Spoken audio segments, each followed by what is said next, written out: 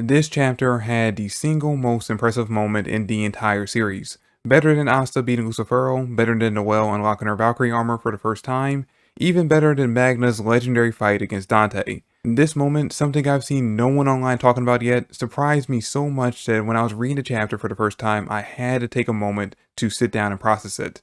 And it was only in one single panel in this chapter. That moment is on page 8, where we see that Kaiser is facing off against one of the Lucifero clones by himself, and he's still alive. Not only is he still alive, but based on that page, he's somewhat holding his own. I mean, sure, he's definitely on the losing end of that fight, but he's still standing. And considering how he's on everyone's tier list as the weakest captain in the Clover Kingdom, that is extremely impressive. Okay, admittedly, I might have exaggerated about the moment just a tiny bit, but come on, it's Kaiser. Who expected him to last this long into Judgment Day? I bet if you ask any fan of Black Clover in the beginning of this arc, who out of all the captains they thought will end up dying during it, he'd be at the very top of every single person's list. And yet, not only has he not died, but the fact that he's fighting the main antagonist, well, technically a clone, but still the main bad guy, is mind-blowing.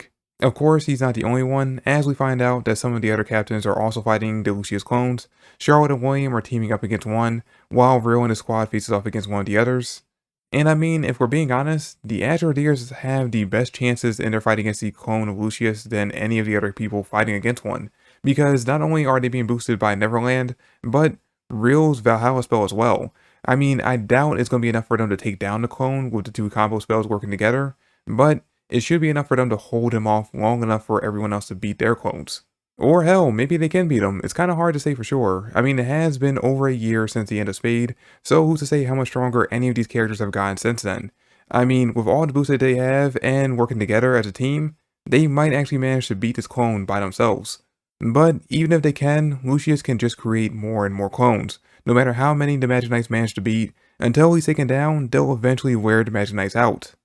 Which means, as of right now, all eyes are on Yuno, as he is the strongest Magic Knight currently in the Clover Kingdom, and he did manage to beat one clone already, so he is their best hope of surviving to stay, but even he's starting to wear himself out, having to fight multiple clones all at once.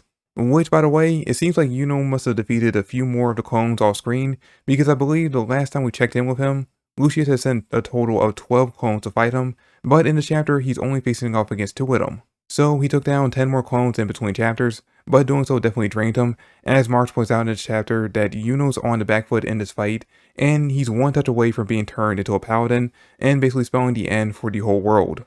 Especially since the current possibly second strongest Magic Knight in the Clover Kingdom is on the losing end of his fight.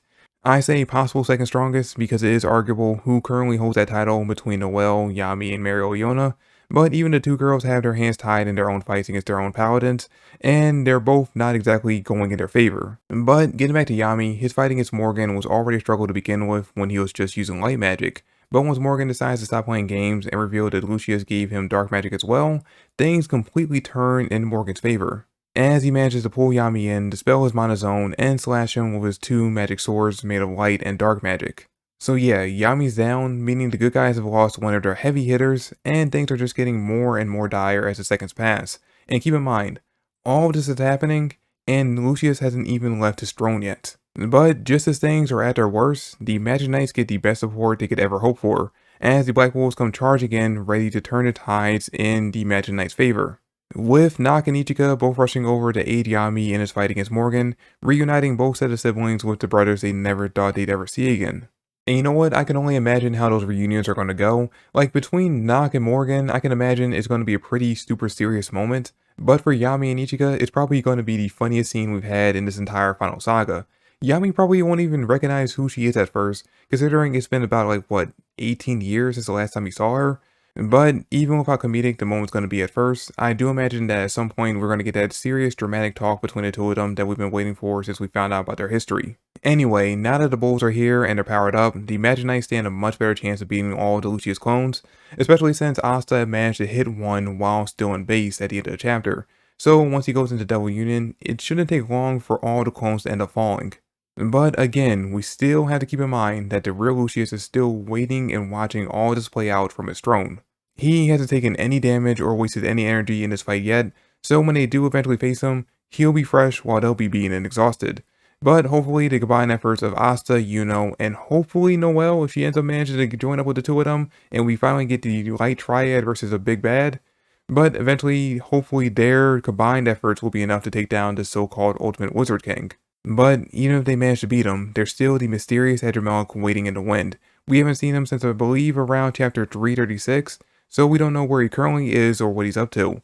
Is he the secret mastermind behind all of this? Or will he remain the forgotten enigma as we inch ever closer to the finale of the series?